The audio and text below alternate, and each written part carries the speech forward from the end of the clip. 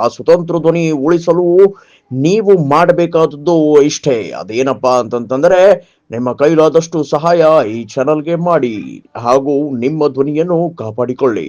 ಯಾವುದೇ ಪಕ್ಷ ಇವತ್ತೇನು ಬಿ ಜೆ ಪಿ ಇರುವಂತೂ ಡಿ ಎಮ್ ಕೆ ಇರಲಿ, ಮುಂದೆ ಅದೇ ಕಾಲಕ್ಕೆ ಈಗ ಹೊಸದಾಗಿ ಬರ್ತಾ ಇದೆ ನಮ್ಮ ಇವ್ರದ್ದು T V K Tamilaga Vettri Kazhagam ಇವರು ಅನ್ಬೋದು. ನಾವಿಲ್ಲಪ್ಪ ಹಂಗಿಲ್ಲ ಭಾಳ ಸಜ್ಜನರು ಅಂತೇಳಿ ಆಡಳಿತ ಬರೋದು ಎಲ್ಲರೂ ದೊಡ್ಡ ದೊಡ್ಡ ಮಾತಾಡ್ತಿರ್ತಾರೆ, ನಾವು ಯೋಗ್ಯರು ಪ್ರಾಮಾಣಿಕರು ಅಂತೇಳಿ.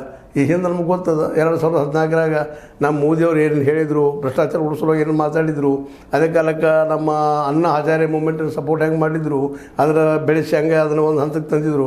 ಆ ಕಾಲದಲ್ಲೇ ಈ ಲೋಕಾಯುಕ್ತ ಲೋಕಪಾಲದ ಬಗ್ಗೆ ಎಷ್ಟು ಒಳ್ಳೆ ಮಾತಾಡಿದರು. ರೈತರಿಗೆ ನಾವು ಉದ್ಯೋಗ ಡಬಲ್ ಮಾಡ್ತೀವಿ ಅಂತ ಹೇಳಿದರು. ಅದ್ರ ಜೊತೆಗೆ ಈ ಒಂದು ಸಪೋರ್ಟಿಂಗ್ ಪ್ರೈಸ್ ನಾವು ಕಾನೂನು ಮಾಡ್ತೀವಿ ಅಂತ ಹೇಳಿದರು. MS ಸ್ವಾಮಿನಾಥನ್ ಆಯೋಗನ ಎಸ್ಟಾಬ್ಲಿಷ್ ಮಾಡಿ ಪ್ರತಿ ರೈತಗೂ ಬೆಳೆದ ಬೆಳೆಗೆ ಆ ಯೋಗ್ಯವಾದ ಬೆಲೆ ಕೊಡ್ತೀವಿ ಅಂತ ಹೇಳಿದರು. ಏನು 1-2 ಆಶ್ವಾಸನೆಗಳು. 2 ಕೋಟಿ ಉದ್ಯೋಗ ಪ್ರತಿ ವರ್ಷ ಸೃಷ್ಟಿ ಮಾಡ್ತಾನೆ ಅಂತ ಹೇಳಿದರು. ಪ್ರತಿ ಬಡವಾಗ 15 ಲಕ್ಷ ರೂಪಾಯಿ ಕೊಡ್ತಾನೆ ಅಂತ ಹೇಳಿದರು. ಲಿಸ್ಟ್ ಹಂಗೆ ಉದ್ದದ್ರಿ ಇನ್ನು. ಮತ್ತು ಈ ದೇಶ ಎಲ್ಲ ಸ್ವಚ್ಛ ಮಾಡ್ತಾನೆ ಅಂತ ಹೇಳಿದರು, ಗಂಗಾ ನದಿ ಸ್ವಚ್ಛ ಮಾಡ್ತಾನೆ ಅಂತ ಹೇಳಿದರು. ಏನೇನು ಮಾಡಿದರು ಮೋದಿಯವರು ಇಲ್ಲಿವರೆಗೆ? ಹಂಗೆ ಇವರು ಹೇಳ್ತಾ ಇದ್ದಾರೆ. ಇವ್ರು ಎಷ್ಟು ಮಟ್ಟಿಗೆ ಮಾಡ್ತಾರೆ ಏನು ಅಧಿಕಾರ ಸಿಕ್ಕಾಗ ಗೊತ್ತಾಗುವಂಥದ್ದು. ಯಾಕಂದರೆ ಅಧಿಕಾರಕ್ಕೆ ಇಲ್ಲ ಅಂತ ಎಲ್ಲರೂ ನಂಬ್ತಾರೆ. ಮತ್ತು RSS ಒಂದು ಕಾಲಕ್ಕೆ ಮಾತಾಡ್ತಾ ಇತ್ತು, ಪ್ರಾಮಾಣಿಕವಾಗಿ ನಾವು ಭ್ರಷ್ಟಾಚಾರ ಓಡಿಸ್ತೀವಿ, ಹಾಗೆ ಹೀಗೆ ಈ ದೇಶನ ಪ್ರಾಮಾಣಿಕವಾಗಿ ಬೆಳೆಸ್ತೀವಿ ಅಂತ ಹೇಳಿದರು. ಇವತ್ತು ಅವರ ಆಡಳಿತಲ್ಲ, ಈಗ ಮೋದಿಯವರು ಯಾರ ಮುಖವಾಡ? RSSದ ಮುಖವಾಡ.